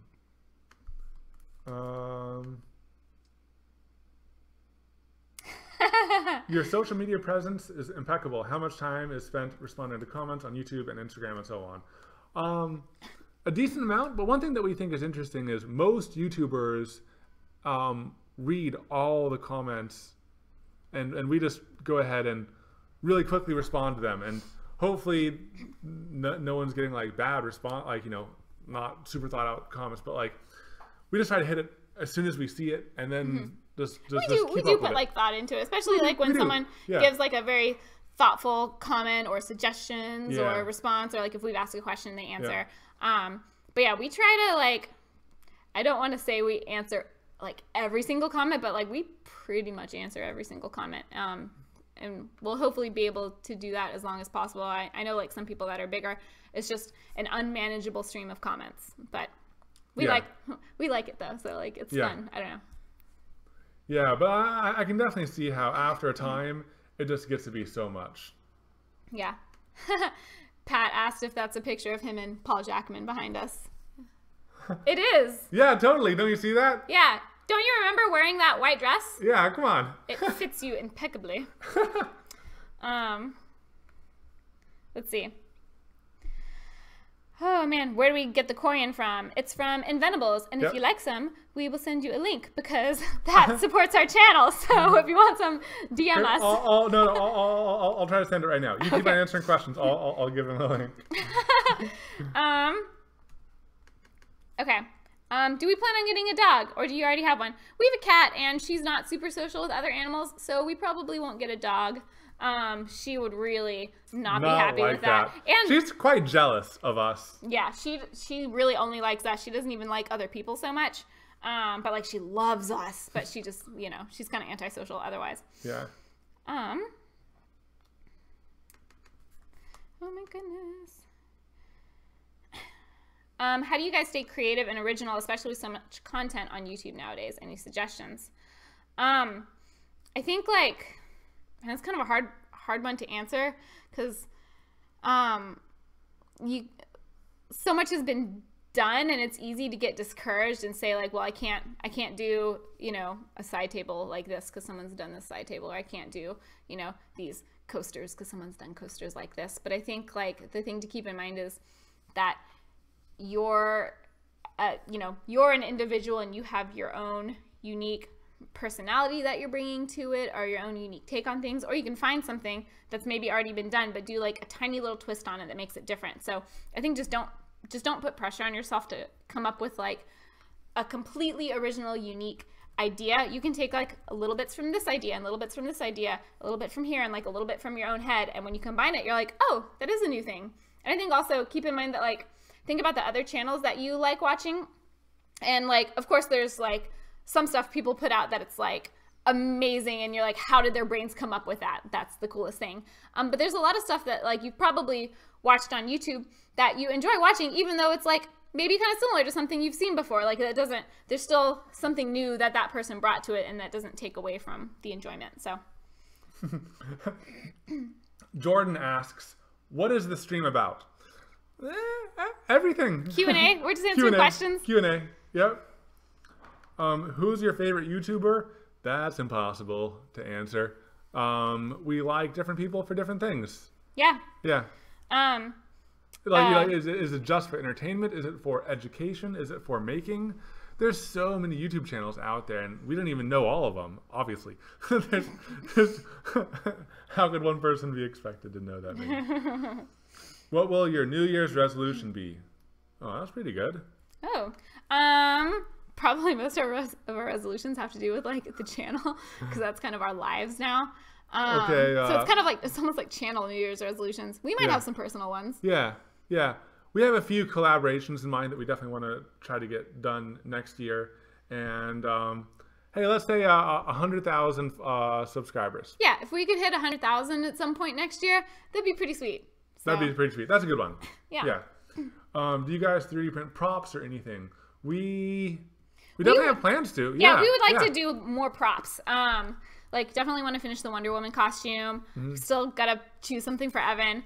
Props are super fun. I think because it's like, it's just meant to look cool, and so it's fun just being able to focus on like how it looks. You know, it's not like a piece of furniture that has to like functionally hold up to like wear and tear. You know, it's, I mean they have to hold up, but we want to do more. Yeah. Plus, like we want to go to a Comic-Con. That's because we think that would be fun. And it's like we don't want to go to a Comic-Con in just like normal clothes. Lame. Just kidding. If anyone does that. No, it's not lame. It's not lame, but like it'd be fun. Not lame. I just picture that like SpongeBob and Patrick meme. They're like, not lame, and it pops across the screen. Would you guys consider yourselves a part of the maker community? Yeah. I think so. I mean, lots of different types of making. Yeah. I don't know if I could say like we're parts of like more specific communities, just because we're like a little bit everywhere. Okay. Tom LA, are you coming to MN3? I don't know what that is. Send us info. Yeah. We might. Let's see. How is the new silicone mold? Less trouble? So we are working on it. The second pour had about the same results. It was still sticky in the corners right there when we pulled it out. We are looking into if it is the material of the mold that we made. So this is actually a wood one that has been sealed with primer. So probably shortly after this, we're going to do the final sanding of this, do a pour of the silicone into this wood and primed mold. And if it cures fully here, then we know what the problem is. It was the mold material. And then we'll probably paint it or seal it in some way so we can use the same molds that we've already made. So progress has been made, but we're not out of the woods yet. So one question from Janie. She is the one that won the house ornament. My husband and I are both DIYers, but he's not the type to collab on a project together, but he doesn't mind my input on design. Are y'all the same way? For instance, does one of you take lead on certain projects? We usually, I mean, in terms of like design, like I might have a slightly heavier hand in like aesthetics, and you have a slightly heavier hand in like functionally how it's going. Mechanical. Yeah, like the mechanical side of things, which makes sense since you are an engineer. So, but we both work on everything, really. Yeah. Ooh, one thing that we're going to be posting probably soon is there's a video where we design this ring that we're going to get made. I have like all of the different prototypes here. Oop. Let's see, what's the most recent one? It's this one. Let's see if I can hold it up to the camera and then if it works. It's not focusing. Okay, so both of us designed this ring, and it was really interesting to do it together. We basically like how does that angle look? Should we make it bigger? Should we make it smaller? Should we make this recess more in or out? So it was very, very collaborative. Most of our projects are that way, where we bounce ideas back and forth and back and forth and back and forth. Sketch things and this and that. Sketch things. We have like lots of drawings and lots of ideas. There are maybe some things where like if I'm super passionate about something, then I'll take the lead, or if Katelyn's super passionate about something, she'll take the lead. But most of the time, yeah, it's 100% back and forth. Yep. Man, I'm like, do we start with like the more recent projects or questions? Because those people are still here. Or do we like start with the people that asked earlier? I'm just gonna go. All right, quick question. Have you ever been to Europe? Yes. Yes. Yeah, rapid fire. Do you have a merch store? Yes, kind of. We have some stuff on our website, evanandkatelyn.com/ was it store or shop? Yeah. Go to Etsy. Yeah, Etsy. Just go to etsy.com/shop/evanandkatelyn. The store on our website is up and running. If you put in an order there, it will work. But like the shipping isn't optimized, and there's all these things that aren't fully there yet. But we have t-shirts on Etsy and these t-shirts and other like stuff that we make that we put up there. And we're gonna try putting more things up there. Ooh, that's related to a question from Peter Bartholomew. Do you come up with things to make for Etsy through creative or financial motivations? Sort of both. Usually we'll come up with an idea that it usually starts with like a project that we're doing for YouTube, and then we're like, ooh, that we could probably make a lot of these. Maybe that would be good for Etsy. Let's put it up on Etsy. Or it starts with digital fabrication, because anything we can do with digital fabrication for the store just makes more sense. So, for example, we don't have him back here, but the wood CNC'd Texas that we like do. Oh yeah. That's something where we were like, okay, Texas stuff sells great down here, and what can we do using digital fabrication? So that's how we came up with like our 3D printed Texases and the and the CNC one and stuff like that. Yeah. So it's kind of a mix. Sometimes we came up with the idea first and it just works. Sometimes, I'm just repeating myself now. Yeah. What software do you use for editing? Premiere. Yes, Adobe Premiere. We use the Creative Suite, which I know is slightly controversial since it's a subscription, but yeah. We use, since we also use Photoshop and Illustrator and InDesign, and we don't foresee being able to get substitutes for all of those, we use Premiere also. Ollie, what work do I do as a mechanical engineer? I answered that earlier, but I design downhole equipment for the oil and gas industry. What made you want to start doing this kind of YouTube channel? We answered earlier why we started a YouTube channel in general, but why this specific type of channel? Just because we both like making something where we end up with something like that we can have. I don't know. Does that make sense? Yeah. Well, and we had started with this kind of stuff, like again with the blog, and we knew that we liked it, and we knew that there are other people doing it successfully on YouTube, and we were like, this is something we really enjoy doing, that we like doing together. And we I don't know, it just seemed fun to do. Yeah, it wasn't even like we want to start a channel about anything. What should it be? Yeah. It was more like we like making stuff. What are the different routes we can go to turn that into a career? And it was like make stuff and sell it, or make stuff and blog about it, or make stuff and YouTube it. And we like thought YouTube sounded fun. So that's kind of more how we That's a landed good there. answer. That's Thank a you. really good answer. Yeah, because before we started the YouTube channel, we actually started making things and selling it for West Elm, and we started an Instagram account to start doing that, and that's how like we started becoming more aware of everyone doing this as a business and everything. But we kind of knew that also from YouTube. Yeah. Well, because we would like look up tutorials and stuff when we wanted to figure out how to make something. Squishy MRI asked if a hypothetical. All right.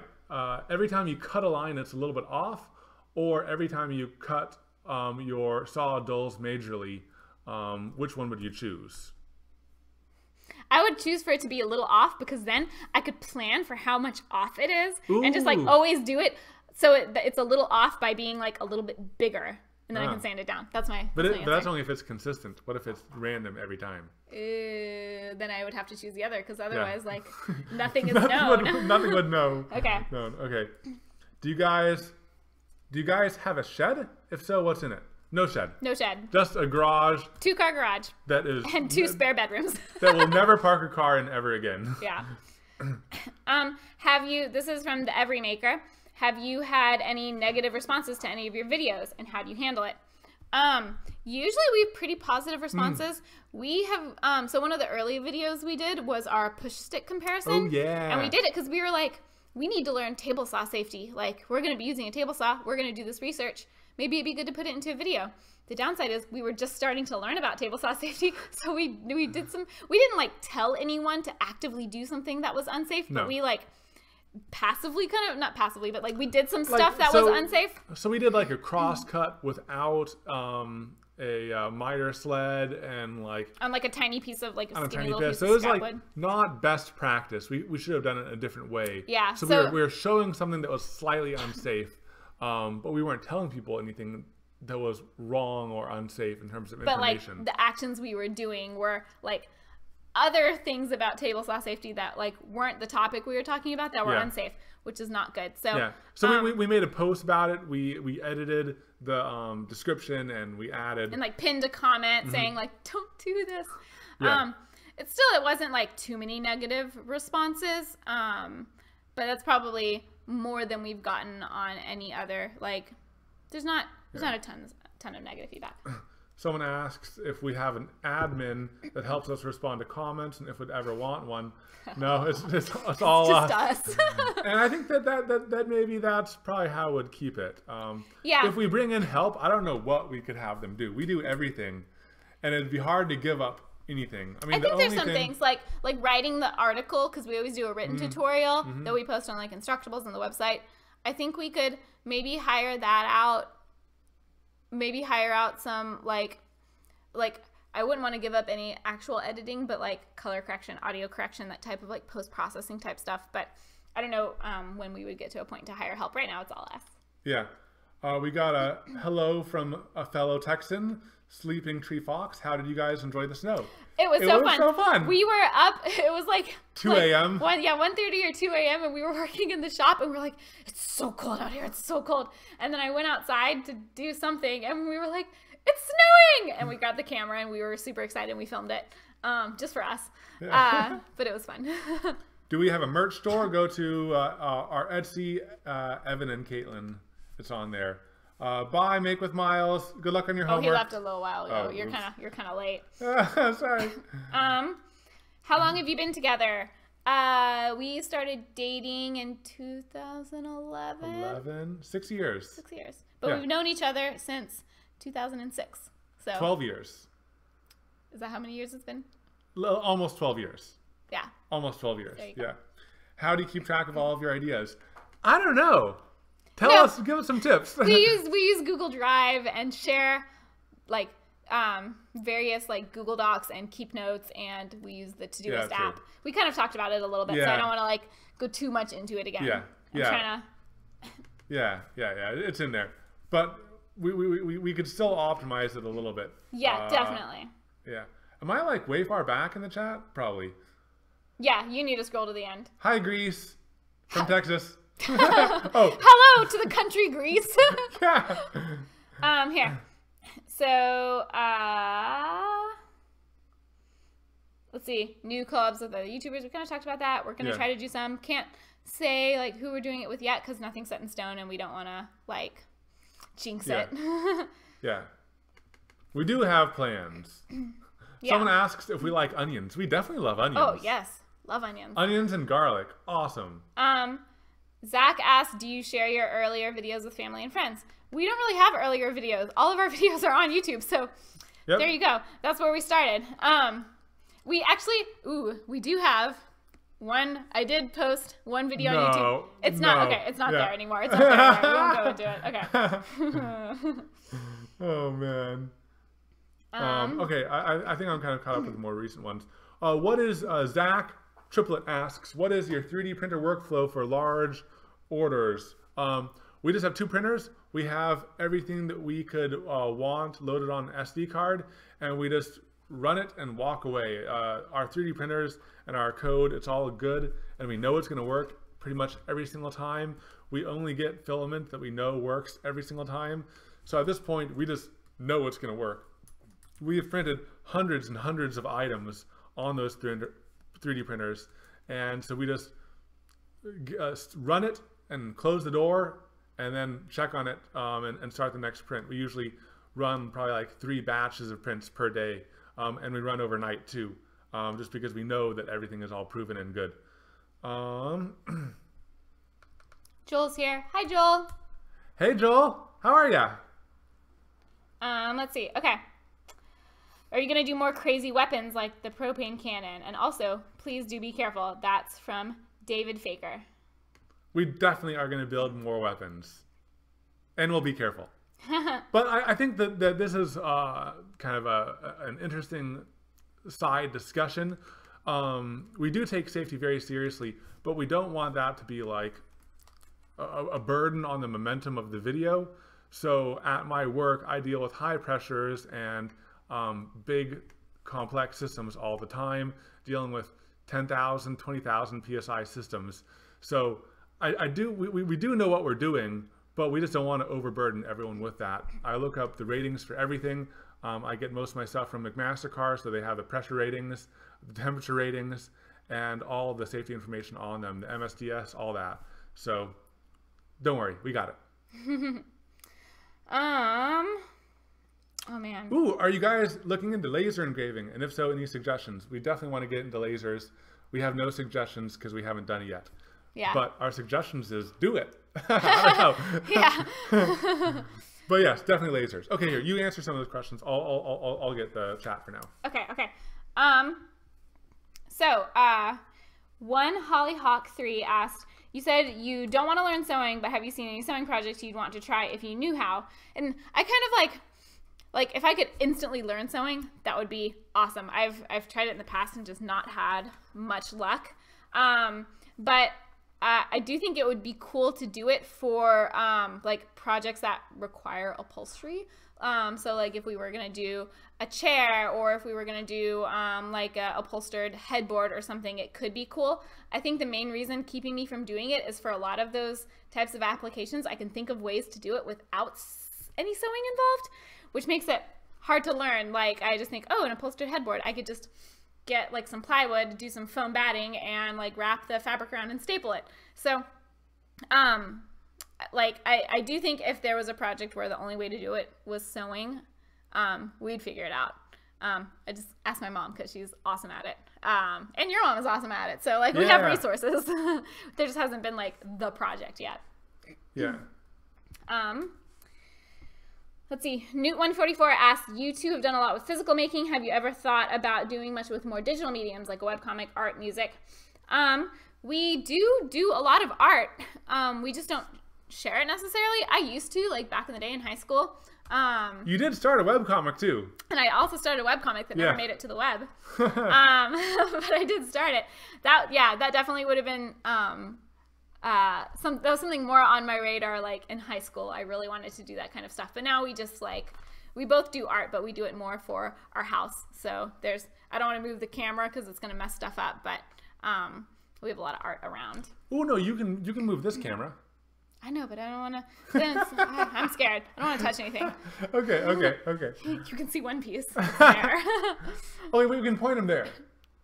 No? We'll just... No. Yeah, well, we'll maybe give a tour at some point in the future. Yeah. Who came up with your logo? Katelyn came up with the logo. Yes. She is awesome at graphic design because that's what she did. Well, she designed logos for like a year, right?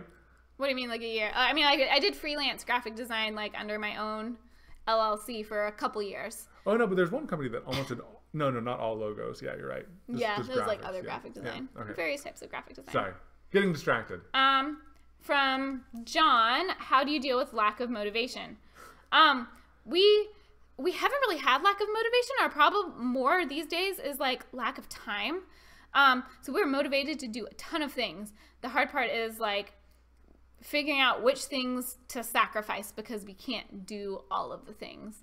I think, like, motivation isn't quite the right word. Like, sometimes we will get a little bogged down because there's an overwhelming amount of stuff to do, but it's not that... Or we're just tired. Or we're just really tired because, like, we're not sleeping enough.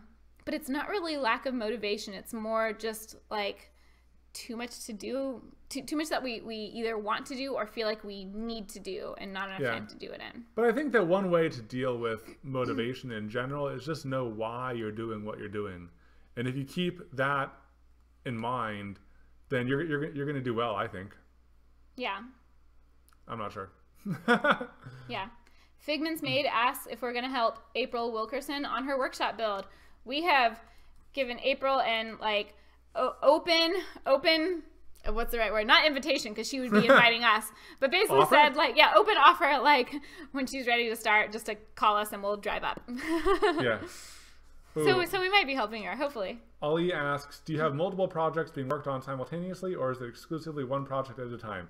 We would like to do one project at a time, but right now we're partway through 4 projects. Yeah, we definitely don't do one at a time. No. Just because there's things like, for example, with the, like, silicone and the concrete, there's a lot of dry time involved. And if we waited till it was done, we would just have several days of non-projects. Yeah. All right. Are you ever going to shave, Evan? And what does Katelyn think about the beard? I like the beard. I mean, you used to not have a beard, and I like that too. Yeah. Or, like, for a while, you did kind of like the permanent 5 o'clock shadow. Yeah. So maybe. Yeah, maybe. I'm definitely going to get this trimmed soon. This is too... it is getting a little long. This is getting a little bit out of hand. So, soon. Okay. Joel Smith asked, we've obviously seen your cat in several videos. I don't think I caught its name. Also, any dogs in the future. Her name is Moki. We don't call her Moki. We call her, like, Jube or Juby or...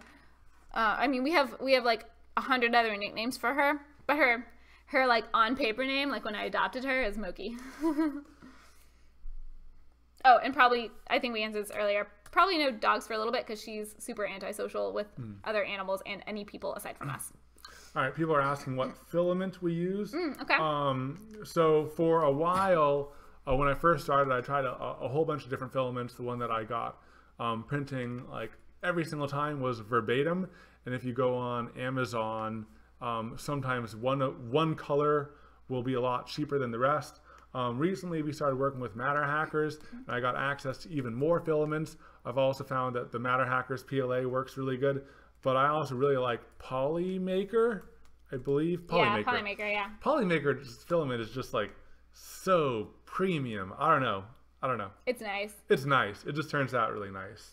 When we've tried some of, like, the cheaper filaments, and every time we, like, try one, we're hopeful because we're like, oh yeah, like, this is a pretty simple print. We've done it so many times and it will for sure work, and then it fails.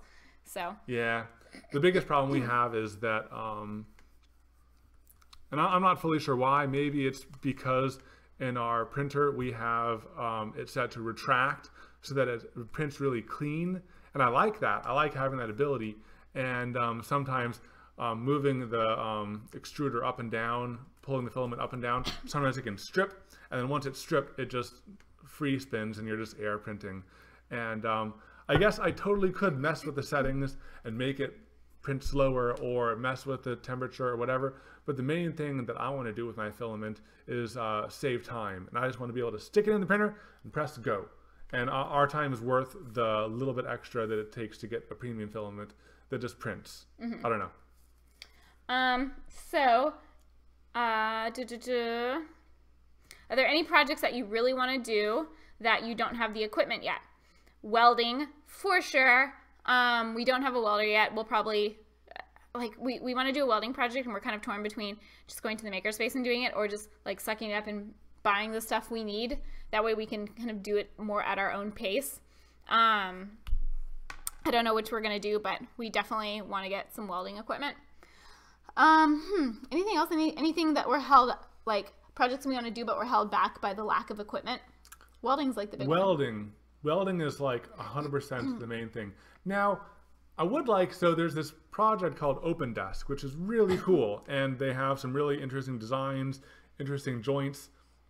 It's all furniture designed specifically for CNC on a 4x8 CNC table. So maybe a Makerspace near us has access to one, but I think it'd be cool to design something of that genre. Yeah, something like a big piece of furniture that's designed really cleverly so that, like, it's flat pack, and then you assemble with just like basic screws, some glue, and stuff like that. Related, Moonshine Metalworks asked any interest in blacksmithing. That would be super cool too. Ooh, yeah, that's something that, like, requires a lot of equipment. But yeah, I feel like we would need, like, another workshop to take that on. I think we'll probably just go and visit other blacksmiths. That's true, yeah. Like, Anne of all trades offered to, like, teach us. And she was really fun to hang out with, and would totally be down for that. Yeah. So, but just once it's less cold up there. I know. Yeah, like, it's right way now. Cold, way too cold. We're super like wimps when it comes to the cold. Yeah. You know, we live in Texas, so like. So a few other small random questions that we can knock out real quick. Jerome Guy does nothing productive. Do you know Ready Player One? Yes, awesome book. I actually listened to it on audiobook, but I love it. Yes. Yeah. Awesome and then book. you read it. Yeah, I read it. You read it. I listened awesome. to it. Here's another quick one. What brand of tools do you prefer? We don't really have a specific brand per se. We usually just, and we're not sponsored by any tool companies currently.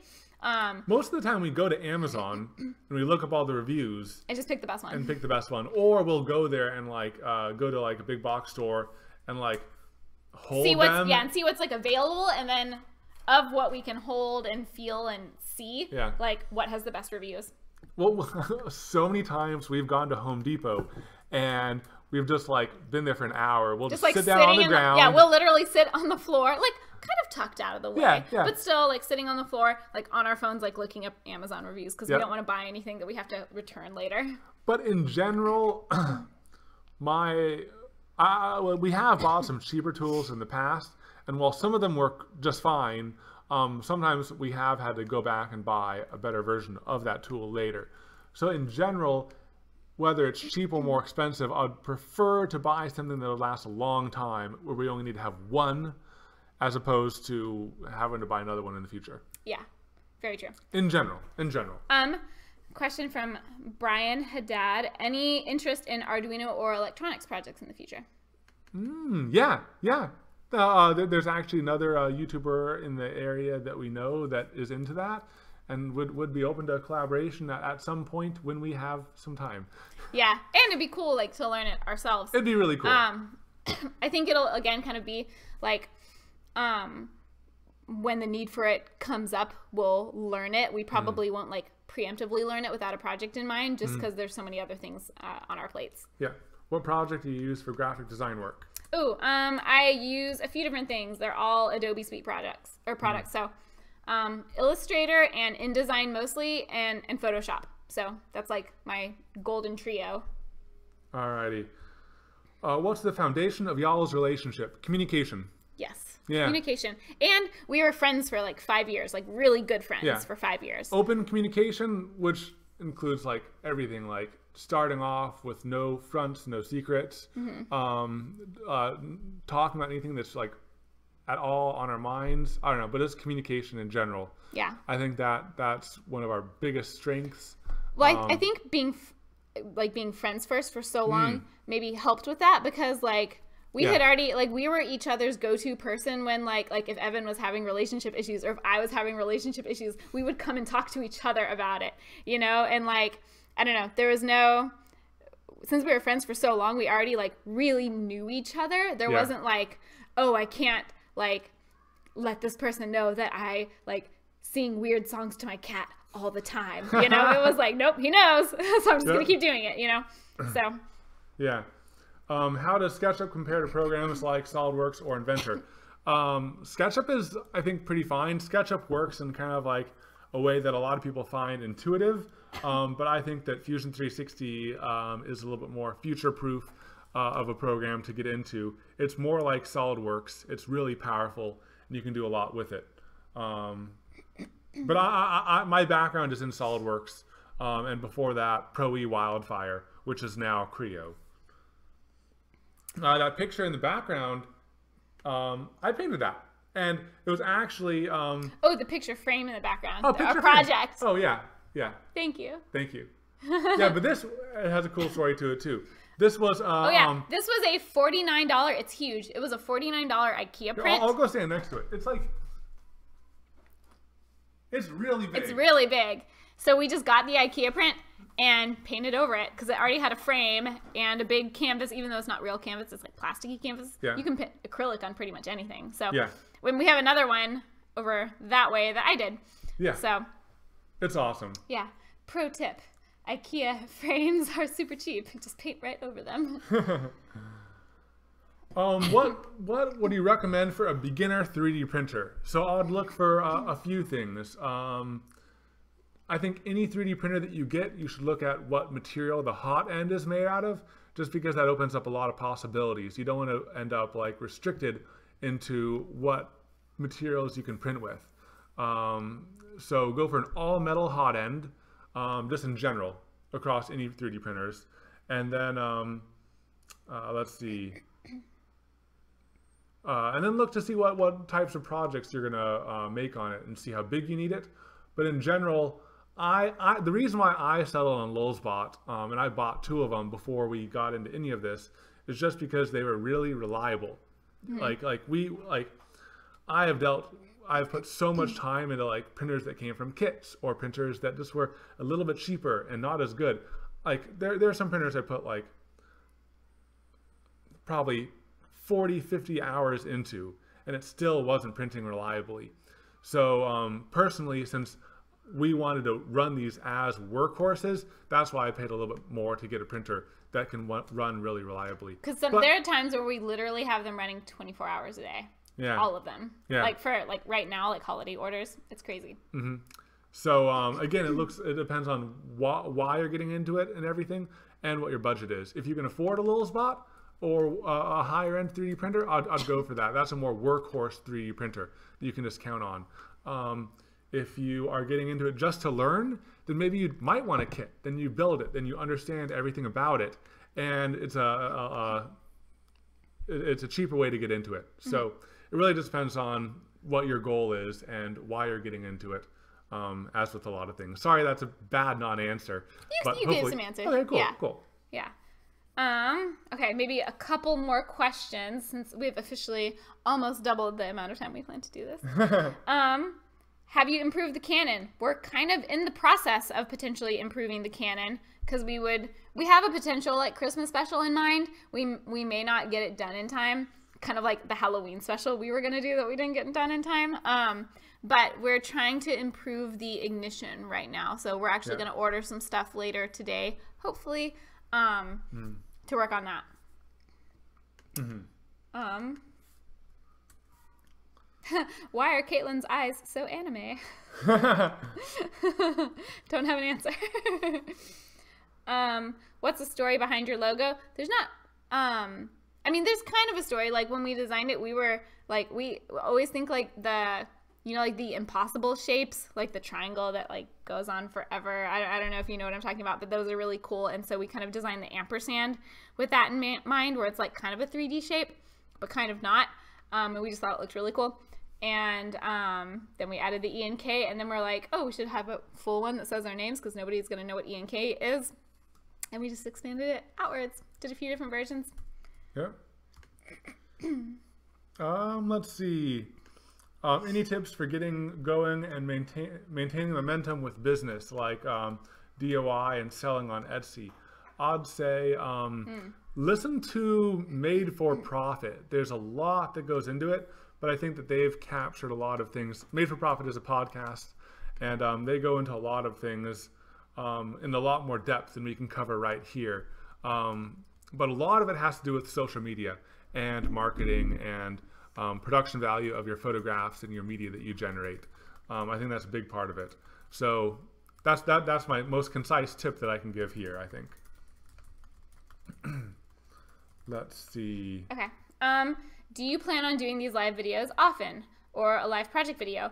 We did a live project video a while back when we did the Modern Maker 2 2x4 challenge. We like did it live for a little bit, and it was kind of hard doing a live project video. Maybe it was just the one we chose because there was lots of planing involved, so it was really loud for a lot of the time. Yeah. But it was fun.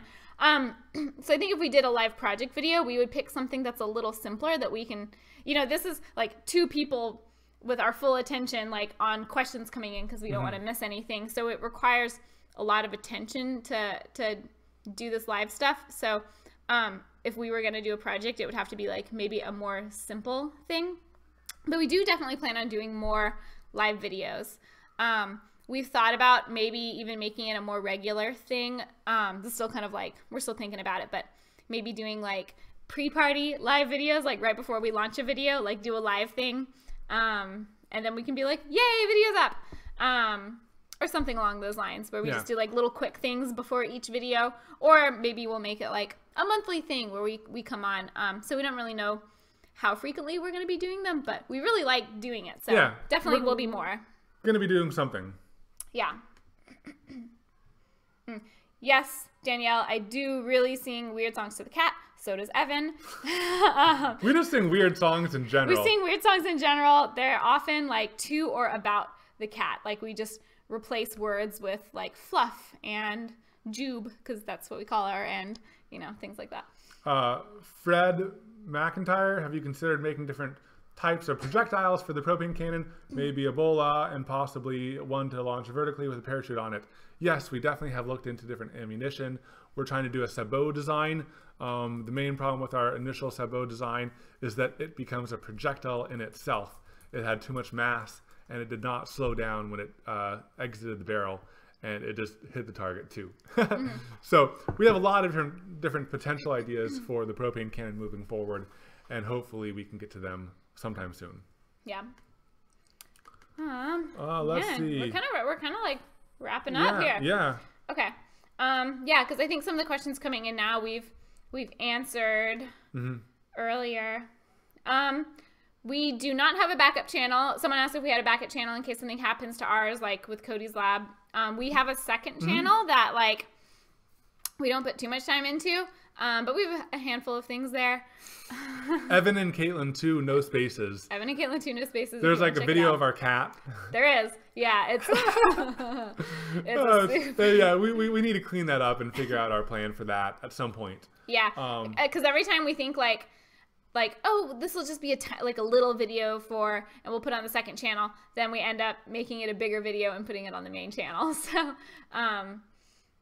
hopefully we won't get like blocked out of YouTube. Yeah. We did get demonetized like the past, aside from the last 2 videos we did, we were demonetized for the past like 8 in a row, which hurt us a lot. But no channel strikes. Those are the things. But no channel strikes. You can get 3 channel strikes before you're out.